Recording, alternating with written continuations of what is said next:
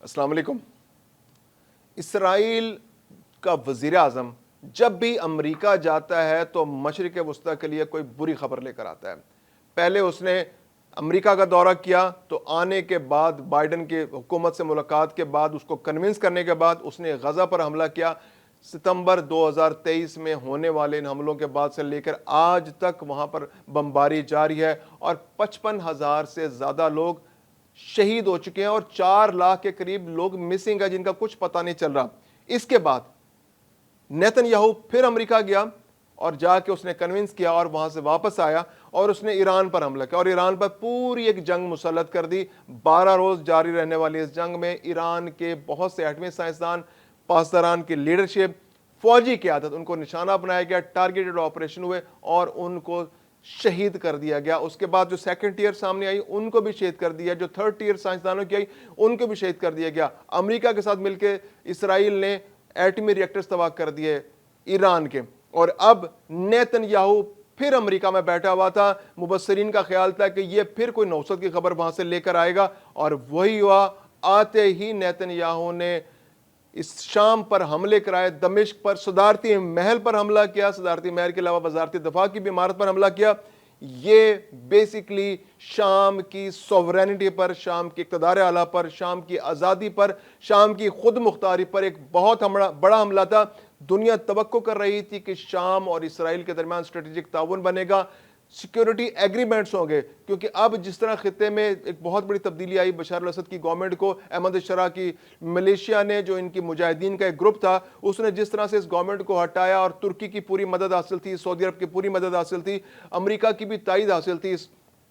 हमले में इसको, तो तवक्को ये की जा रही थी खित्ते के अंदर एक ऐसा मुल्क मौजूद होगा जिस पर से अमेरिका ने फौरी तौर पर पाबंदियां भी हटा दी कि जो इसराइल के लिए नर्म गोशा रखेगा, इसराइल के साथ ताउन बढ़ाएगा और इसराइल के साथ उसके एग्रीमेंट्स होंगे, कम से कम सिक्योरिटी एग्रीमेंट्स होंगे कि वो एक दूसरे पर हमला नहीं करेंगे। लेकिन इसराइल बिल्कुल किसी भी तरह की फ्लेक्सिबिलिटी शो करने के लिए तैयार नहीं है। वो ग्रेटर इसराइल की जानिब हर मुमकिन तेजी से कदम बढ़ाना चाहता है और उसमें उसको अमेरिका की भी मदद हासिल है। अमेरिका ने अगरचे इस शाम पर से पाबंदियां हटा ली हैं, लेकिन इसके बावजूद इसराइल किसी भी किस्म की रियायत देने को तैयार नहीं है और अमेरिका के अंदर मौजूद जो यहूदी लॉबी है वो भी पूरी तरह इसराइल की तायद कर रही है। अगरचे डोनाल्ड ट्रंप की इंतजामिया, ट्रंप इंतजामिया जो है वो इन हमलों के खिलाफ है, खित्ते के ममालिक बाकी जो हैं वो भी खित्ते पे इसराइल की इस जो जारियत की इसकी जो है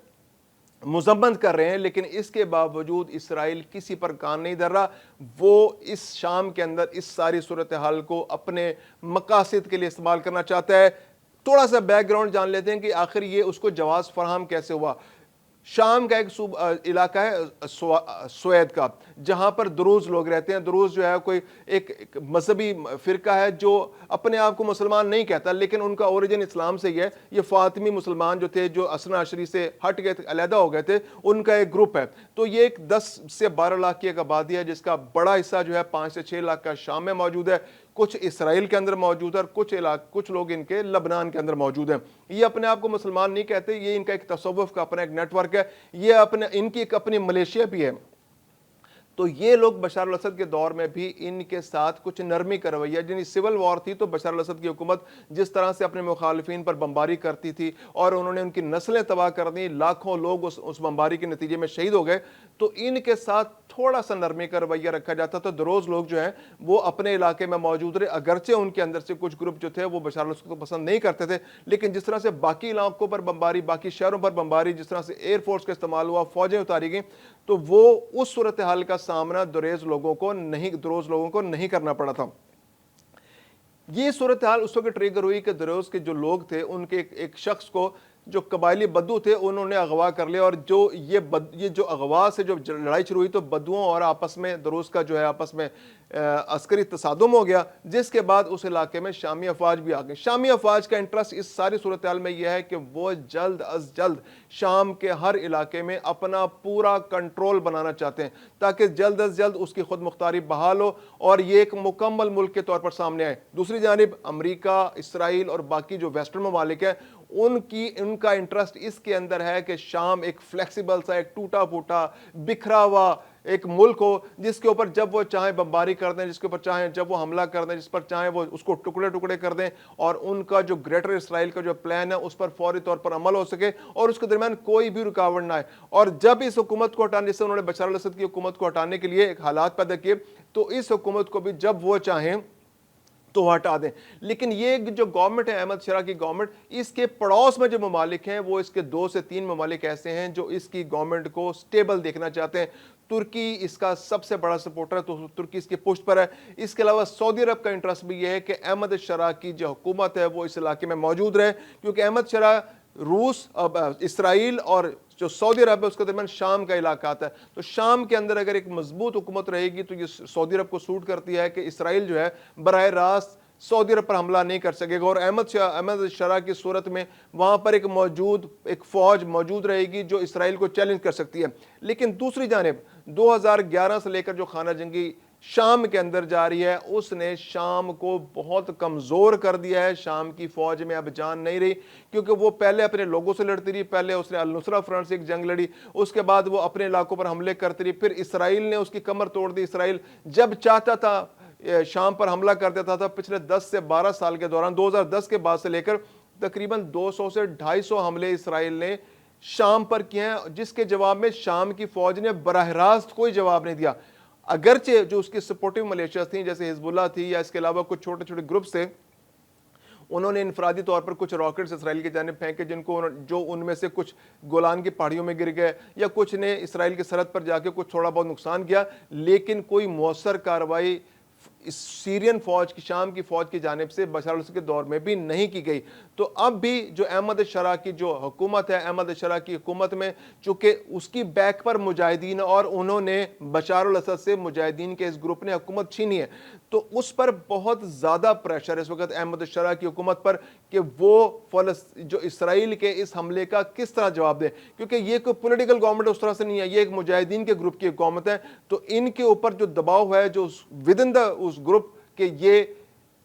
ان کو جو جواز ملا تھا وہ جواز یہی تھا کہ انہوں نے اس خطے کے اندر اسلامی حکومت قائم کرنی ہے جو اسرائیل کے وجود کو خطرے میں ڈال سکے. تو اگر آج یہ حکومت کسی طرح بھی ریٹیلیٹ نہیں کرتی, کوئی جوابی کارروائی نہیں کرتی, تو اس کے پاس اپنی حکومت کو قائم رکھنے کا کوئی جواز نہیں رہے گا. دروز پہلے ہی ان کو پسند نہیں کرتے, دروز السوید کا جو علاقہ ہے اس کے اندر جو خانہ جنگی ہوئی ہے, شام کی حکومت نے اس وقت مؤثر ایک سمجھداری کا مظاہرہ کرتے ہوئے السوید کے علاقے میں تو خانہ جنگی کر دی, جو ان کا جو پولیٹیکل لوگ تھے ان کے ساتھ ان کی بات چیت ہوئی ہے, اور اس بات چیت کے نتیجے میں ایک خانہ جنگی ہو گئی, اور اب وہاں سے شامی فوجیں واپس آ رہی ہیں. لیکن جو وہاں پر ملیشیا ہے, وہ ملیشیا اب بھی خانہ جنگی جاری رکھنے پر اصرار ہے, اور انہوں نے کہا ہے کہ ہماری طرف سے جنگ ختم نہیں ہوئی, ہم اس جنگ کو جاری رکھیں گے, اور یہ جنگ اس وقت تک جاری رہے گی جب تک ہم اپنی خود مختاری کی طرف قدم نہیں بڑھا دیتے. تو اس وقت اسرائیل کا انٹرسٹ یہ ہے کہ شام کے اندر خانہ جنگی دوبارہ شروع ہو جائے, شام کی حکومت یا تو جنگ کی طرف آ جائے. اور اس وقت جو شام کے پاس آپشنز یہی موجود ہیں کہ احمد شرح کے پاس نہ تو راکٹس ہیں, نہ اس طرح سے اس کے پاس ایئر فورس ہے کہ جو اسرائیل کے خلاف جوابی کارروائی کر سکے, نہ اس کے پاس میزائل ٹیکنالوجی ہے, اس کے پاس صرف اور صرف افرادی قوت موجود ہے, اس کے پاس مجاہدین موجود ہیں. اگر کسی وجہ سے یہ مجاہدین اس جانب کا رخ کر لیتے ہیں تو اسرائیل کو ان کو ٹیکل کرنا کافی مشکل ہو جائے گا, ایک بہت بڑی جنگ کی صورت پیدا ہو سکتی ہے. اور یہ ایک ایسی جنگ ہوگی جس کے اندر نہ چاہتے ہوئے بھی بہت سے ممالک شامل ہو جائیں گے. عرب ممالک شام کو اکیلا نہیں چھوڑ سکتے, یہ ان کی مجبوری ہے. اس کے علاوہ ترکی نے شام کا ہر صورت میں ساتھ دینا ہے, کیونکہ اگر آج شام کی احمد شرح کی حکومت کا ساتھ نہیں دیتی تو کل کوئی بھی گروپ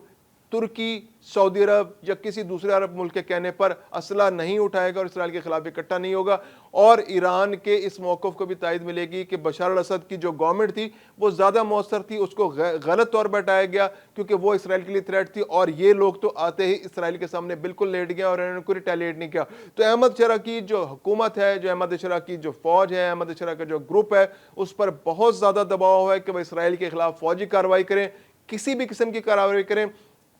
خاموشی ان کی جانب سے اختیار کی گئی ہے, مذمت کی گئی ہے, دوست ممالک سے کہا گیا ہے, یو این سے کہا گیا ہے کہ وہ اسرائیل کو اس جاریت سے دور رکھیں. تو اس وقت احمد شرح پر دباؤ بہت زیادہ ہے کہ وہ کس طرح سے اسرائیل کے اس حملے کا جواب دیں گے, کیونکہ اسرائیل نے احمد شرح کے گھر پر حملہ کیا ہے, صدارتی محل پر حملہ کیا ہے, وزارت دفاع